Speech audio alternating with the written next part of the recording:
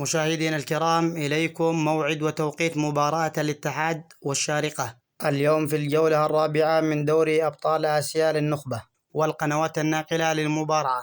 لكن قبل البدء في التفاصيل لا تنسوا الاشتراك والإعجاب بالفيديو ليصلكم كل جديد.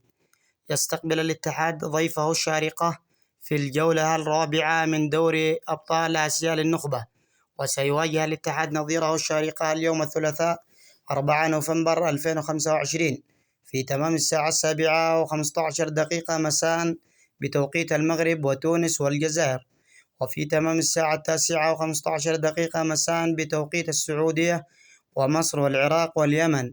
ومن المرتقب يتم نقل مباراة الاتحاد والشارقة على قناة BN سبورت 3 وقناة الكأس 7. ولا تنسوا الاشتراك والإعجاب بالفيديو ليصلكم كل جديد.